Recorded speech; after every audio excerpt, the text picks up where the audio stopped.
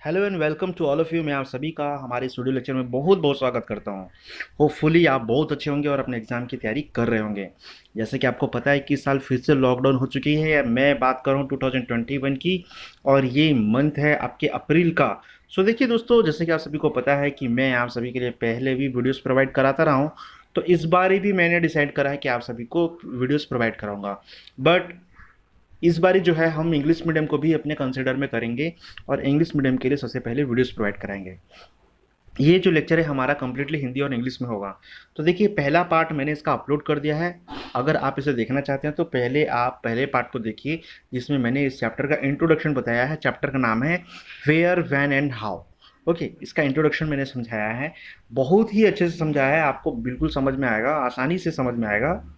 Okay, तो आज के लेक्चर की हम शुरुआत करते हैं।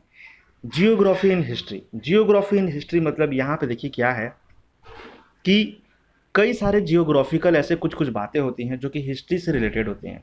मतलब जिसमें इंटर कनेक्टिविटी हमको साफ साफ नज़र आती है। और हमारे पास जो भी हम हिस्ट्री की चीज़ें पढ़ते हैं वो एक्चुअली स्टार्टिंग तो जियोग्राफी से ही होती है। क्योंकि जब आप सबसे पहले बात जानोगे कि अर्थ कैसे बना, उसके बाद ही तो सोचोगे कि मानव का निर्माण या मानव की उत्पत्ति या लोग बाग जो है कब से उनका प्रेजेंस जो है अर्थ पे आया। तो ये जो थ्योरम है आपका जियोग्राफी से हिस्ट्री में कन्वर्जन हुआ है, ये हमको इजीली समझ में आता है, यानी कि उसी के कॉन्टेक्स्ट में होता है।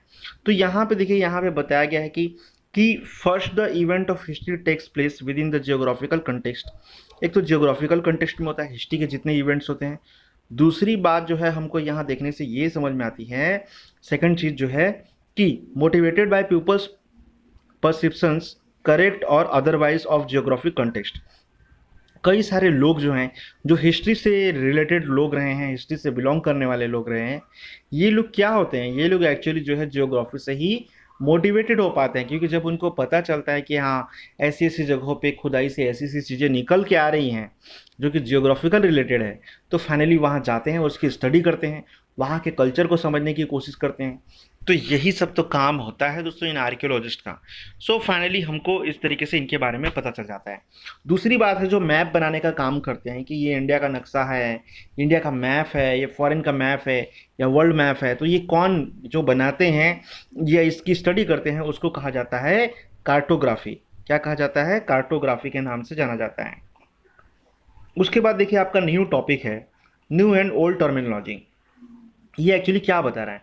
तो देखिए, यहाँ पे कई सारे टर्मिनोलॉजी हैं जो कि पहले भी रहे हैं और मॉडर्न टाइम में भी रहे हैं, और कुछ ऐसे रहे हैं जो पहले रहे हैं लेकिन आज के डेट में नहीं हैं। ओके, तो यहाँ पे पहले पैराग्राफ में आपको यही समझाने की कोशिश करा है। जैसे एग्जांपल के लिए देखिए, यहाँ पे कुछ चीज़ें हैं जो टर्मिनोलॉजी है जिसको आपने पहले भी पढ़ा होगा। कि हमारा जो है आर्टिकल 1, जो आपके सिविक्स की बुक में आपने पढ़ा होगा, कि आपका जो आर्टिकल 1 है, इंडिया का जो कॉन्स्टिट्यूशन है, उसके अकॉर्डिंग उस क्या कहता है वो तो ये कहता है constitution of state that India, that is Bharat. ये क्या कहता है कि article first article of the constitution of India state that, ये क्या कहता है कि India that is Bharat shall be a union of state. मतलब इंडिया दैट इज भारत, मतलब इंडिया जो कि भारत है वह यूनियन ऑफ स्टेट होगा, यूनियन ऑफ स्टेट। बल्कि यहाँ देखिए, हमारा जो कॉन्स्टिट्यूशन है इसमें इंडिया को कंट्री नहीं बोला गया है। इंडिया को कभी नहीं बताया गया कि आप कंट्री में रह रहे हो।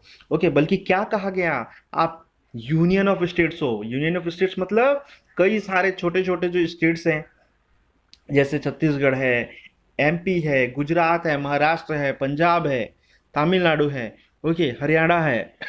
तो इन सभी चीज़ों से मिल करके ये क्या बनता है? यूनियन ऑफ स्टेट्स बनते हैं। तो इंडिया को हमारे आर्टिकल 1 में कहा गया है कि India that is Bharat, India that is Bharat that is union of state. क्या कहा गया है? India that is Bharat shall be union of state, ये आर्टिकल 1 बताता है। तो इस तरीके से हमको समझ में आता है कि India and Bharat are equally official short name for republic of India. मतलब भारत के लोग, जो लोग भी आज़ाद हुए हैं, उनके लिए ये दोनों शॉर्ट नेम है, इंडिया एंड भारत। इसको पहले के टाइम पे, मतलब एंशियंट के टाइम पे बोल सकते हो, या एंशियंट के टाइम पे तो लोग जानते ही नहीं थे कि ये इंडिया है। उसके बाद मिडेवल टाइम आया तब भी लोगों को कम पता था। उसके बाद मॉडर्न टाइम आया तब अंग्रेजों ने इसका नाम इंडिया रख दिया। हालांकि वो लोगों ने कहा, जैसे कि जब मकदूनिया से ये ईरानी लोग जब भारत आए हुए थे, तो उनको पूछा गया तुम कहाँ जा रहे हो, तो वो बेसिकली जो है सिंधु नदी, जिसको आप इंडस रिवर के नाम से जानते हो, वहाँ आ रहे थे। ओके, क्योंकि वहाँ पे मार्केट थी, वहाँ पे हड़प्पा थी, और हड़प्पा सभ्यता यानी हड़प्पा सिविलाइजेशन के साथ वो लोग क्या करते थे, एक्सपोर्ट इंपोर्ट का काम करते थे। कहाँ के लोग करते थे, ईरान के लोग करते थे। तो वो लोग जब यहाँ आए तो सिंधु के पास आए, तो उन लोगों ने कहा वापस जाने पे तुम कहाँ गए थे, तो उन लोगों ने कहा हम तो हिंदुस्तान गए थे, क्योंकि उनकी लैंग्वेज ही वैसे थी। सिंधुस्तान को वो लोग बोलते थे हिंदुस्तान गए थे, हिंदुस्तान। तो लोग समझने लगे कि अरे भैया ये तो हिंदुस्तान से आया है, और इस तरीके से हमारे कंट्री का नाम हिंदुस्तान पड़ गया। तो कुछ कुछ कॉन्सेप्ट है, कुछ कुछ आइडियोलॉजी है इसके बारे में। अब यहाँ पे देखिए, जब ब्रिटिशर्स यहाँ पे आए तो उन लोगों ने बाकायदा बोल दिया कि ये इंडिया होगा। ओके, और इस तरीके से लोगों को पता चल गया ये तीन नाम, एक इंडिया, एक भारत और एक हिंदुस्तान। अब यहाँ पे देखिए, today this three names are interchangeably use to refer to the political and national entry that is identified as India. तो ये अलग अलग चीज़ों के लिए इस्तेमाल होती है, जिनको ओवरऑल जो है हम इंडिया के नाम से ही जानते हैं। ओके, और इंडिया एकमात्र ऐसा कंट्री है जिसका नाम हिंदी और इंग्लिश दोनों में है, बाकी किसी कंट्री का नाम ऐसा नहीं है। देखिए, but the term Hindustan did not carry the same meaning.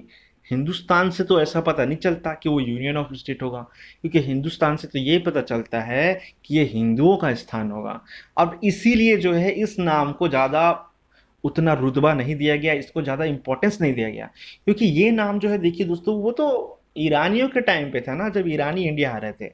और ये नाम तो तब से है जब से हम एंशियंट हिस्ट्री में थे ना, तो उस टाइम की बात तो अलग है। लेकिन बाद में जब लोगों ने जाना कि आप कहाँ रह रहे हो, कैसे रह रहे हो, तो फाइनली उनको समझ में आया कि हम छोटे छोटे राज्यों के समूह में रह रहे हैं। अभी छोटे छोटे राज्यों का समूह क्या है, यही जो है आपका इंडिया है। तो फाइनली इस तरीके से हमारा कंट्री का नाम इंडिया पड़ा। अब यहाँ पे देखिए, कुछ मुगल सल्तनत भी आए जो कि इंडिया में आकर के रूल करते हैं, और उन्होंने इंडिया को जो है डोमिनियन स्टेट कह दिया कि एक डोमिनियन स्टेट होगा। Okay, central around Delhi as Hindustan, जिसका जो है सेंट्रल यानी कि उसका कैपिटल उन्होंने दिल्ली को माना, और इन्होंने कहा कि दिल्ली जो है ही हिंदुस्तान है। क्यों ऐसा कहा इन्होंने, क्योंकि दिल्ली जो है भारत की राजधानी बनी, दिल्ली जो है भारत की राजधानी बनी, और इसलिए उन्होंने कहा कि जो राजधानी है वही तो मुख्य है, तो इसलिए हम बोलेंगे कि दिल्ली ही हिंदुस्तान है। फॉर एग्जाम्पल के लिए यहाँ पे देखिए उन्होंने क्या कहा, 13वीं सेंचुरी के आसपास में मिनहाजुस सिराज नाम का एक व्यक्ति जो है, और क्रॉनिकलर राइटर जो था ये पर्सियन का, ये जो है भारत आया हुआ था, और पंजाब के एरिए में, हरियाणा के एरिए में, और वहाँ के गंगा के मैदान के आसपास के क्षेत्रों में ये घूम रहा था, साथ ही यमुना के क्षेत्र में भी गया, और दिल्ली सल्तनत में भी जाकर देखा। In the early 16th century Babur use the term Hindustan to describe the geography. अब सबसे पहले जो बाबर है वो जब यहाँ आता है, तो इसलिए वो हिंदुस्तान कहता है यहाँ पे, क्योंकि हिंदू वर्ग के लोग ज़्यादा थे, तो उन्होंने जो है उन्होंने भी कहा कि ये हिंदुस्तान है। लेकिन इसका मतलब ये नहीं कि ये हिंदुओं का स्थान है। ओके, क्योंकि हमारी जो है कॉन्स्टिट्यूशन कहती है, हमारा संविधान कहता है कि यहाँ सारे धर्म के लोग रह सकते हैं, ना हिंदू ना कोई हिंदू भी रह सकता है, कोई मुसलमान भी रह सकता है, कोई सिख भी रह सकता है, कोई ईसाई भी रह सकता है। तो अलग अलग कास्ट, अलग अलग रिलीजन्स के लोग यहाँ रह सकते हैं, ये हमारा संविधान हमको अधिकार देता है। ओके, सो फाइनली यहाँ देखिए उन्होंने कहा जियोग्राफिकल कंटेक्स्ट में कहा। क्यों जियोग्राफिकल कंटेक्स्ट में, मतलब क्या, क्योंकि देखिए वैसे भी इंडिया जो है सिंधु नदी के पास थी, और सिंधु नदी जो है वह मार्ग था जिससे कि सभी जो है अरेबियन कंट्रीज, अरेबियन पावर्स जो है इंडिया में एंट्री करती थी। थोड़ा सा मैप से मैं समझाता हूँ आपको और अच्छे से समझ में आएगा। जैसे ये इंडिया है, मान लीजिए ये नॉर्थ पार्ट है इसका इंडिया का, और ये साउदर्न पार्ट है। अब यहाँ पे जो है इंडस रिवर जो है आपकी फ्लो होती थी, ये साउदर्न नहीं है, माफ कीजिएगा दोस्तों, ये वेस्टर्न पार्ट है।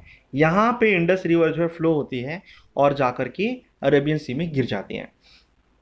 तो दूसरी इंपॉर्टेंट बात समझ में आती है भैया, कि क्या ये लोग जो आए थे, जो बाबर आया था, ये सब लोग आए थे, इधर से ही तो आए थे, क्योंकि वहाँ खैबर पास जो दर्रा था, जिसके बारे में मैंने आपको पार्ट 1 में इस लेक्चर के बताया है। तो खैबर पास दर्रे से होकर के ये लोग इंडिया में एंट्री ले रहे थे।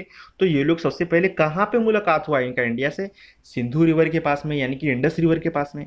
इसलिए इन लोगों ने कहा कि हम इंडियस, मतलब कि इंडस्तान जा रहे हैं यानी कि सिंधुस्तान जा रहे हैं, ऐसा कहा था इन लोगों ने। लेकिन लोगों ने उसको परसेप्शन बना लिया कि नहीं हम हिंदुस्तान जा रहे हैं, ऐसा लोगों का मानना था।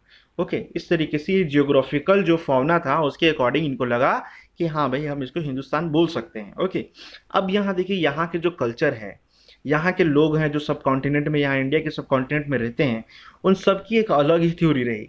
सबका ध्यान जो है वो देवी देवताओं के पूजा पाठ में रहा, जिसकी वजह से भी बाबर ने अपने बाबरनामा नाम की किताब में कहा है कुछ बातों को। उन्होंने कहा है, क्योंकि देखिए बाबर की एक किताब है बाबरनामा, जिसमें बाबर की हिस्ट्री के बारे में बताया गया है कि इंडिया में उसका कैसे कैसे दिन जो है वो बीतता गया। तो देखिए Hindustan is a wonderful country, इसने कहा है। Compared with our countries it is different world. मतलब इन्होंने कहा कि हिंदुस्तान काफ़ी खूबसूरत जगह है, और अगर हम इसको अपने कंट्रियों से कंपेयर कराएं, मतलब उनके देशों से कंपेयर कराएं, तो ये बिल्कुल अलग देश इनको नज़र आता है। यहाँ पे माउंटेन्स हैं, यहाँ रिवर्स है, यहाँ जंगल्स भी हैं, जंगल भी हैं, फॉरेस्ट भी हैं, यहाँ डेजर्ट्स भी हैं, और यहाँ पे शहरें भी हैं।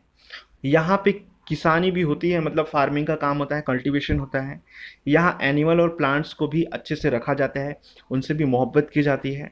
It's people and their their tongue, it's rain and it's wind. देखिए यहाँ पे क्या है कि यहाँ के लोग हैं जो काफ़ी प्यारे हैं, उनकी भाषा भी काफ़ी प्यारी है, उनकी अलग अलग प्रकार की भाषा है। यहाँ बारिश भी देखने को मिलती है, और यहाँ ठंडी हवाओं का भी मज़ा आता है। तो all those things are really different from our countries. Once the water of Sindh is crossed everything is in the Hindustan way, land, water, tree, rocks, people and herd, opinion and customs. मतलब उन्होंने कहा कि जब एक बार आप जो है सिंध रिवर को जब आप पार करोगे, तब आपको हिंदुस्तान में ये सभी चीज़ें नज़र आएंगी। यहाँ की मिट्टी, यहाँ की जितनी भी रिवर सिस्टम है, यहाँ के पेड़ पौधे, यहाँ के रॉक्स, यहाँ के लोग, यहाँ के लोगों की विचारधारा सब आपको दिखाई देगी। The name Hindustan was in use or synonymously with India during the British Raj. British Raj ने ये कहा कि हिंदुस्तान का जो सिनोनिम्स है वह इंडिया होगा, इसलिए हम इंडिया रखेंगे। और 19 सेंचुरी के आसपास में एक टर्म आया इंग्लिश रिफर्ड में, जिसमें कि कहा गया कि जो नॉर्दर्न रीजन है वह इंडिया कहलाएगी, जो कहाँ था, इंडस रिवर और ब्रह्मपुत्र रिवर के बीच में है। तो अब यहाँ पे देखिए क्या है, अगर आप इंडिया का मैप देखोगे तो ये नॉर्दर्न पार्ट है, मान लो ये आपका वेस्टर्न पार्ट है, और ये ईस्टर्न पार्ट है। तो यहाँ पे दोस्तों इस जगह पे मैं यहाँ पे चलिए मैप ही बना के समझा दूँ आपको, तो आपको ज़्यादा बेटर समझ में आएगा अच्छे से। ओके, जैसे ये इंडिया है मान लीजिए इस तरीके से, और यहाँ पे अगर आप यहाँ पे देखोगे तो इस जगह पे जो है ब्रह्मपुत्र रिवर आती है। ये कौन सी रिवर है? ब्रह्मपुत्र रिवर है। ओके, और यहाँ पे कौन सी रिवर है? इंडस रिवर, यानी कि सिंधु रिवर जिसको आप कहते हो। तो इनके बीच का जो भाग है इसको ही उन्होंने क्या नाम दिया? इंडिया नाम दिया। किन्होंने नाम दिया? ये अंग्रेजों ने भी नाम दिया, और जो दूसरे देशों से आए थे जैसे बाबर वगैरह लोग, इन लोगों ने भी इसको जो है इंडिया नाम दिया, और इसको हिंदुस्तान कहा, क्योंकि यहाँ पे हिंदू वर्ग के लोग जो हैं ज़्यादा रहते थे, हिंदुज़म ज़्यादा रहता था यहाँ पे, हिंदू कास्ट के लोग ज़्यादा रहते थे। ओके, तो अब हम नेक्स्ट वीडियो लेक्चर में टाइम फ्रेम कवर करेंगे दोस्तों, कि कैसे कैसा टाइम फ्रेम वो डिसाइड किया गया। संत रविदास के बारे में जानेंगे, सोर्स ऑफ मिडेवल पीरियड के बारे में जानेंगे, और इसके सोर्स के अलग अलग टाइप्स के बारे में भी हम इसमें स्टडी करेंगे। So that's it for today. Hopefully आप सभी को ये लेक्चर पसंद आया होगा, जिसमें काफ़ी नॉलेजफुल था। तो अगर आपको ये लेक्चर अच्छा लगता है और लगता है कि हाँ बिल्कुल आपके लिए बेनिफिशियल है, so you can subscribe us and like us, okay, and you can follow us. So thanks for watching once again, good luck to all of you, आप होंगे कामयाब।